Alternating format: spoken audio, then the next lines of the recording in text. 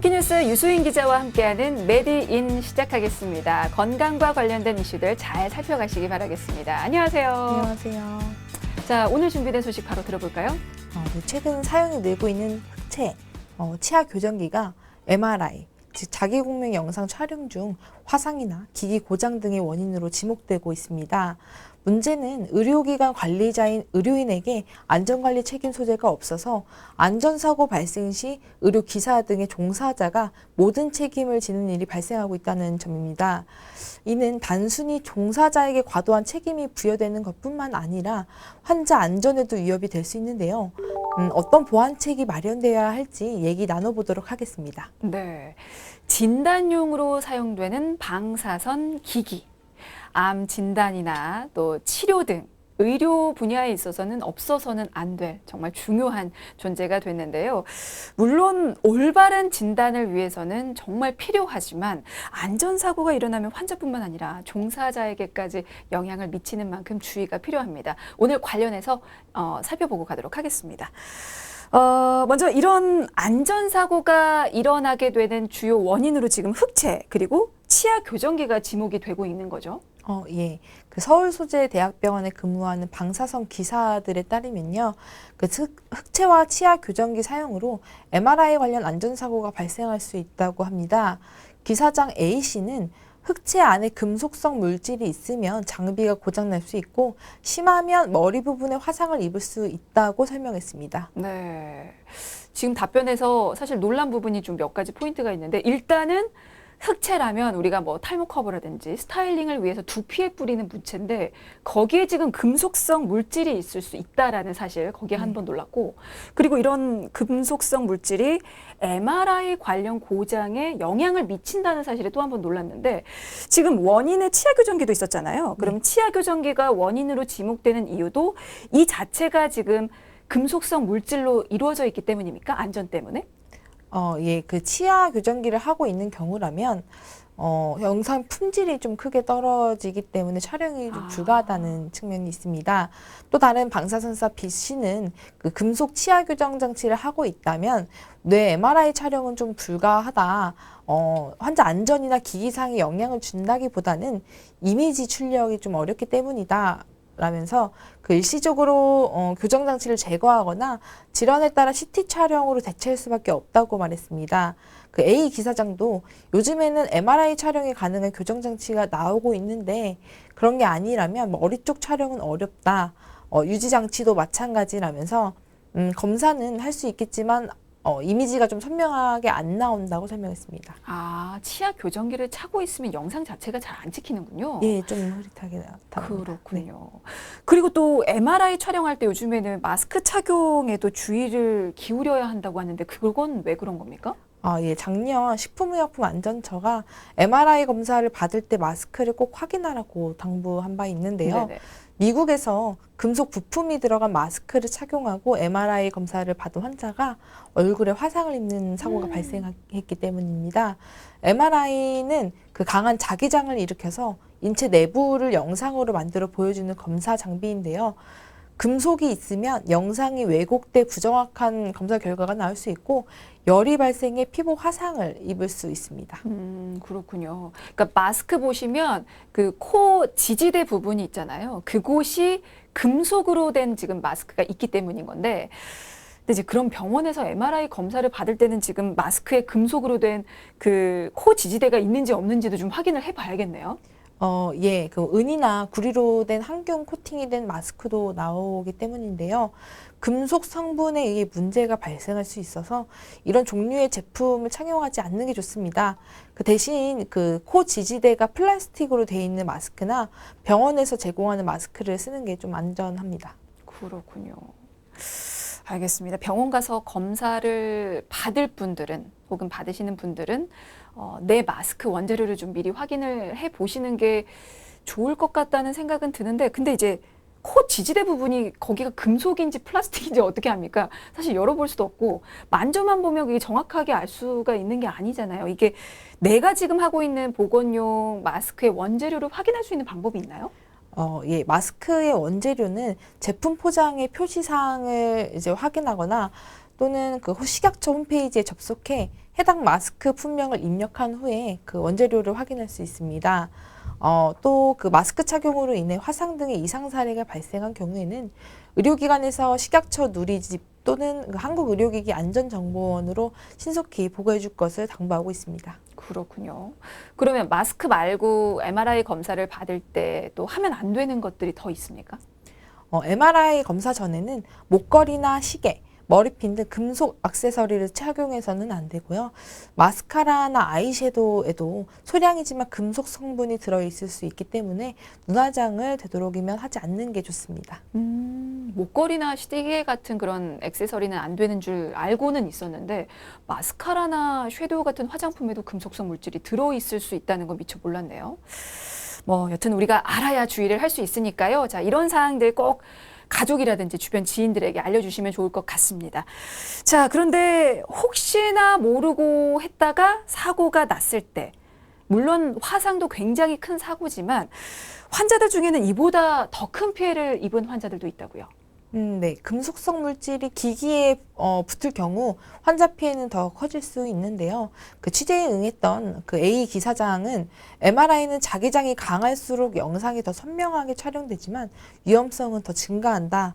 볼펜의 경우에도 안에 영수철이 있어서 3, 4m 거리에 있어도 나도 모르는 새에 이제 휙 날아간다고 설명했습니다. 그러면서 그 MRI 검사실에 들어가기 전 컨트롤 룸을 통과해 갈 수 있도록 하고 환자 내 외부에 위험 물질이 있는지 여러 차례 확인해야 한다. 개인 병원 같은 곳에서는 한눈판 사이 휠체어나 침대 등이 날아가면서 기기가 고장나고 환자가 같이 이제 다치는 일이 많았다고 강조했습니다. 만약 심장 박동을 유지하기 위한 그 페이스메이커가 삽입된 경우라면 기기가 이제 심장을 뚫고 나오는 문제도 있고 또 문제가 될 만한 것들을 못 걸러내면 환자가 사망할 수도 있다고 전했습니다. 무섭네요, 정말. 정말 조심하지 않으면 정말 큰 사고로까지 이어질 수 있다라는 사실을 지금 답변을 듣고 새삼 또 알게 됐습니다. 근데 사실 이게 환자들만 위험한 게 아니잖아요. 그 근처에 있는 종사자들도 그 위험에 항상 지금 노출이 돼 있는 건데 사실은 이런 사고가 일어나지 않다고 하더라도 방사선 관계 종사자들은 방사선의 위험에서는 자유롭지 못하잖아요. 예, 그렇죠. 그 현재 의료기관에서 근무하고 있는 진단 방사선 분야의 방사선 관계 종사자 수는 매년 5.8%씩 이제 증가하고 있고요. 2019년 기준으로 94,375명에 달합니다. 질병관리청이 이들을 대상으로 이제 한 해 동안 받은 방사선 노출량을 분석한 결과가 지난해 말에 이제 발표가 됐는데요. 당시 의료기관의 진단 방사선 분야에서 근무한 관계 이 종사자의 연간 평균 방사선 피포선량은 0.45mS였습니다. 이는 2018년 평균과 같은 수치이고 연간 선량 한도의 100분의 1 이하 수준이었는데요. 하지만 해외 주요 국가와 비교하면 이 피폭량이 좀 높은 수준이라고 질병청은 지적했습니다. 해외 주요 국가들과 비교하면 우리나라 피폭량이 높은 수준이다. 어느 정도나 그럼 차이가 납니까? 국외 이제 의료 방사선 분야 종사자의 연간 평균 방사선 피포 선량을 보면요.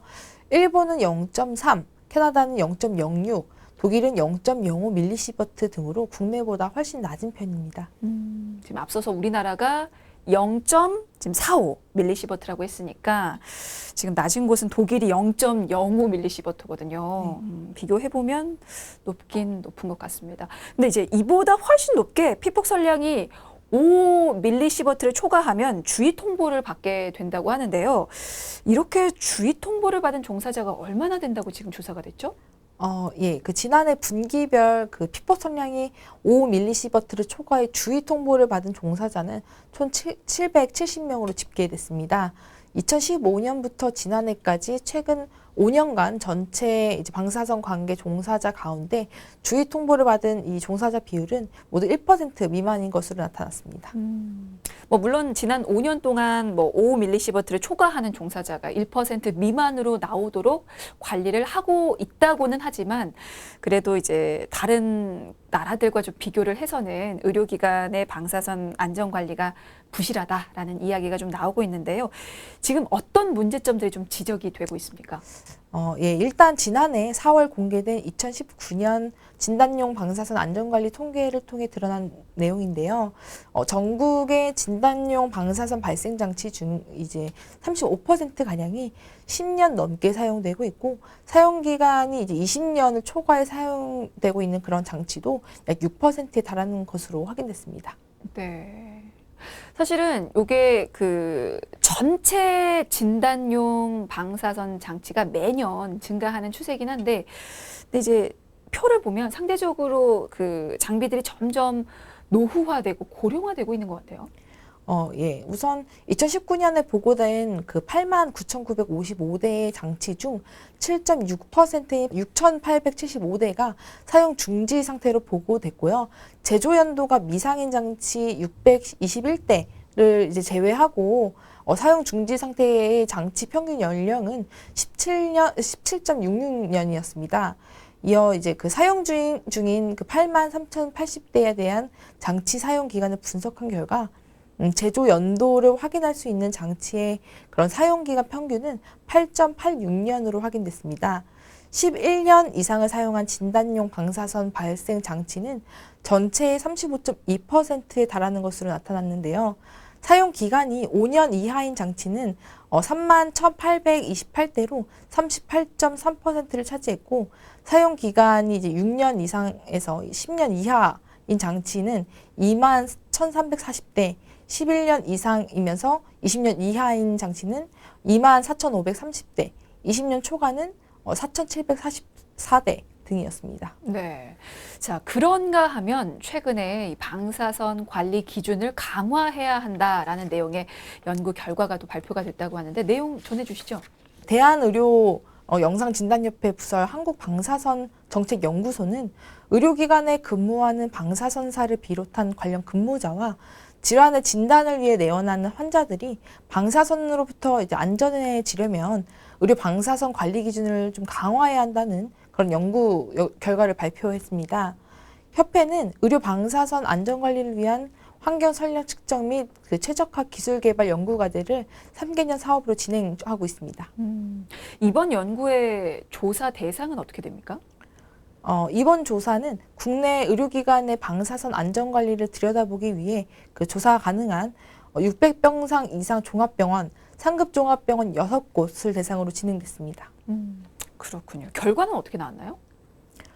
연구 결과 그 진단용 방사선을 이용하는 방사선 검사실 주변, 그러니까 그런 일반 X선 촬영실 주변 또는 환자가 대기하거나 일반 종사자가 근무하는 공간, 에서 그 방사선이 1.56에서 2.01mS까지 이제 측정이 됐고요. 특히 방사선 관계 종사자가 근무하거나 이제 대기, 이동하는 공간에서는 4.41에서 12.06mS까지 검출됐습니다. 앞서서 이제 조사 결과를 말씀드리기도 했지만 일본 방사선 관계 종사자의 연간 피폭 선량이 0.3 정도인데 이를 고려해 보면은 그 국내 환자, 병원 종사자는 최대 7배, 방사선 관련 종사자는 최대 40배 이상 더 높게 검출된 것입니다. 네. 하지만 이런 수치를 법적 기준으로 해서 보면 큰 문제가 없다고요. 네, 그러니까 물론 이 같은 수치는 30년에서 60년 이전에 제정된 우리나라의 법적 기준으로 보면은 문제는 없습니다. 네. 하지만 일본 기준을 적용한다면 대대적인 법적, 제도적 손질이 필요해 보인다는 게 협회 측 주장입니다. 방사선 피폭량은 적으면 적을수록 안전하기 때문입니다. 그렇군요. 그러니까 우리나라 법적 기준으로 해서 보면 사실은 문제는 없지만 그래도 방사선 피폭량은 적으면 적을수록 안전하고 좋기 때문에 아무래도 좀 더 타이트하게 법적, 제도적으로 손질이 필요하다라는 얘기였는데요. 이게 근데 왜 현실화 안 되고 계속 주장만 나오는지도 좀 궁금합니다. 우리나라 방사선 안전관리 어떤 부분에서 좀 문제가 있는 겁니까?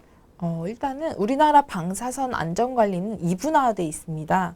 그 X선 등 진단 방사선 관리는 질병관리청에서, 그리고 핵이약 등 치료 방사선은 원자력 안전위원회가 이제 관리하고 있는데, 이 때문에 같은 기관 내에서도 용어나 선량 단위가 달라서 혼선이 빚어지고 있습니다. 그러면 검사 기준도 명확하지가 않을 것 같은데 그래서 그런지 검사 기준 또한 손질이 필요하다는 주장도 나오잖아요. 현재 검사 기준은 어떻게 되는 겁니까?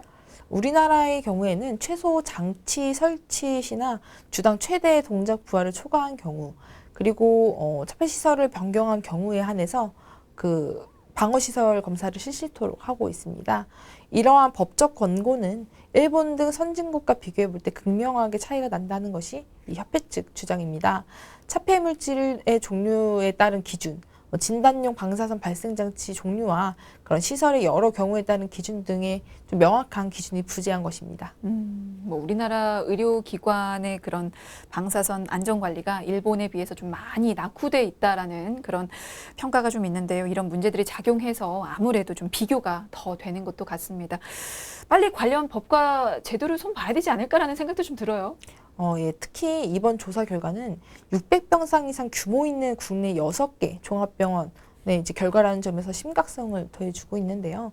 한국 방사선 정책연구소는 우리나라도 방사선 관계 종사자는 물론 병원 근무자, 환자 보호자 등의 이제 이런 안전을 위해서 의료기관 방사선 사용 시설 환경을 세분화하고 또 관리하는 그런 제도를 도입해 그 일반인 방사선 피포선량을 최적화하고 최소화해 좀 나가야 한다고 말했습니다. 네, 뭐 물론 종사자들 스스로 이 피폭 노출에 있어서 조심을 해야겠고, 그리고 앞서서 얘기가 나왔던 그런 환자들에게 일어날 수 있는 안전사고 또한 주의를 해야겠는데, 근데 이제 현재는 이 방사선 안전사고가 나면 책임은 누가 질 것인가에 또 초점이 맞춰질 수가 있을 것 같아요. 관리에 대한 모든 책임이 종사자에게 현재는 부여가 되고 있다고요?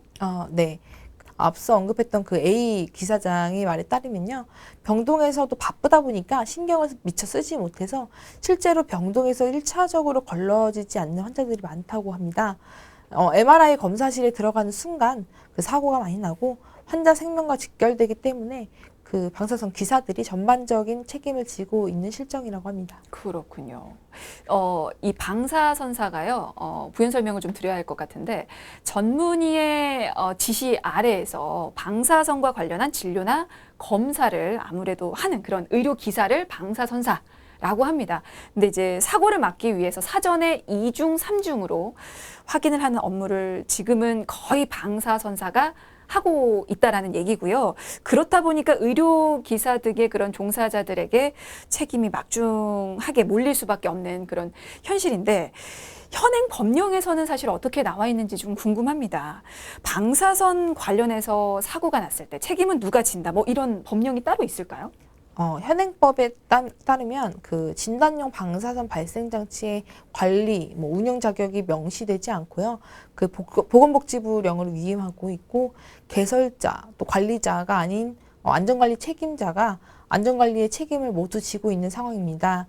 때문에 그 진단용 방사선 발생 장치에 의한 그런 안전관리의 중요성을 볼 때 안전관리 책임자를 명확하게 해서 책임을 부여하는 것이 필요하다는 그런 지적이 꾸준히 제기되고 있습니다. 네. 자, 이에 국회 보건복지위원회 더불어민주당 서영석 의원이 관련된 의료법 개정안을 지난해 말이었어요. 대표 발의했는데 어떤 내용이었습니까? 예, 국회 보건복지위 소속 더불어민주당 서영석 의원은 지난해 12월 그 진단용 방사선 발생 장치 안전관리 책임자를 명문화하는 개정안을 이제 발표했는데요.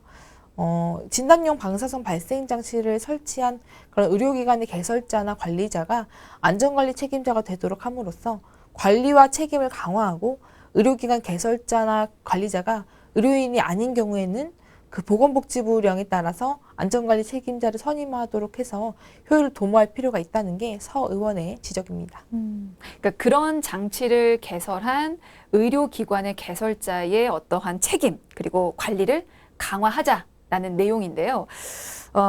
사실은 개설자가 의료인이라면 뭐 시설 책임자로서 직접 관리하는 게 맞지 않나? 라는 생각도 좀 듭니다. 그동안 종사자에게만 이런 안전사고의 책임을 부여해 왔다는 것 자체가 좀 불합리하다라고 생각이 들거든요. 네. 특히 의료기기 기술로 발달로 이제 그 진단용 방사선 발생 장치의 사용이 의료기관 종별에 상관없이 좀 보편적으로 확대되고 있고요. 요양병원 등의 경우에는 개설자가 의료인임에도 불구하고 법령에서 정하고 있는 기준이 없어서 안전관리 책임의 소재가 불분명한 그런 문제가 발생하고 있다는 게 서 의원의 설명입니다. 일부 의료기관은 개설자의 의지에 따라서 스스로 안전관리 책임자의 역할을 수행하는 곳도 있긴 한데요.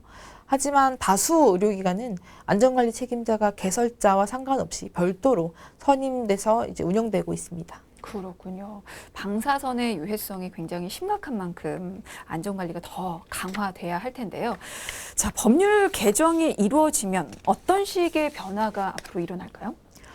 서 의원은 진단용 방사선 발생 장치를 설치한 의료기관에서 해당 의료기관의 개설자가 의료인인 경우 직접 안전관리 책임자가 돼서 이제 관리하도록 하고, 그 외의 경우나 별도의 선임이 필요한 경우 별도의 적정 인력을 둘 수 있도록 했는데요. 이는 이제 안전관리를 더욱 노력해서 의료기관 종사자 그리고 환자들의 불필요한 방사선 피해를 최소화하기 위함이라고 발의 취지를 밝혔습니다. 네, 모쪼록 철저한 안전 관리를 통해서 의료기관 종사자 그리고 환자들이 방사선 피해로부터 좀 보호를 받을 수 있었으면 하는 바람이 드네요. 자, 그런가 하면 복지부에서도 의료법 개정을 통해서 진단용 방사선 발생 장치에 대한 안전 관리를 강화하고 있다고 밝혔습니다. 이것도 어떤 내용인지 좀 들어볼까요? 네. 송영조 의료자원 정책과장은 법률 개정을 통해 장치 안전관리와 책임자 교육 등에 대한 법률 근거를 마련하고 품질 관리를 강화했다면서, 물론 현장에서 이런 질 관리가 제대로 이루어지려면 기관 개설자가 전체적인 책임을 지는 것이 맞다. 또 국회에서 관련 내용이 발의된 만큼 검토해 볼 예정이라고 전했습니다. 그러니까 질 관리가 제대로 이루어지려면 기관 개설자가 전체적인 책임을 지는 것이 맞다라는 그런 의견입니다. 그러면 의료법상 안전관리 책임자는 누가 될 수 있는 겁니까? 예, 그 송영조 의료자원 정책과장은 의료법상 안전관리 책임자는 이제 영상의학과 전문의, 치과 의사, 방사선사, 실무 경력이 3년 이상인 치과 위생사 등이 될 수 있으나, 현재까지 신고된 책임자는 의사가 더 많다면서, 또 의사라고 해서 기계에 대해 더 잘 아는 것이 아니기 때문에 책임자를 이제 선정하고 있다. 오히려 방사선사 같이 기기를 잘 아는 사람들이 안정적으로 관리할 수 있다고 말했습니다. 그러면 현재 선임된 이 방사선 발생장치 안전관리 책임자는 어떤 분들이 맡고 있습니까? 수도 얼마나 되는지 좀 궁금하고요. 네, 복지부에 따르면요, 지난 그 2월 기준으로 현재 선임된 진단용 방사선 발생장치 안전관리 책임자는 총 35,456명으로 이 중 치과의사가 46.2%인 16,390명으로 가장 많았습니다. 이어서 의사가 34.1%인 12,102명, 방사선사가 이제 16%, 미표기가 3.6% 이 순으로 조사됐습니다. 네, 의료기술이 날로 발전해 가면서 첨단 기술이 적용된 치료용 방사선 기기의 사용도 갈수록 늘고 있는데요. 이 방사선이요, 양날의 검과도 같습니다. 방사선 장비를 통해서 생명을 구한 사례가 사실은 수도 없이 많지만, 반면에 이 방사선으로 목숨을 잃은 사람도 적지가 않거든요. 아무래도 이 의료 방사선이 현재 의료계에서 굉장히 중요한 한 부분을 담당하고 있는 만큼 안전 관리에 더 관심을 가지고 노력을 기울여야 되지 않을까 하는 생각이 듭니다. 자, 메디인 오늘은 여기서 인사드리도록 하죠. 지금까지 쿠키뉴스 유수인 기자였습니다. 고맙습니다. 감사합니다.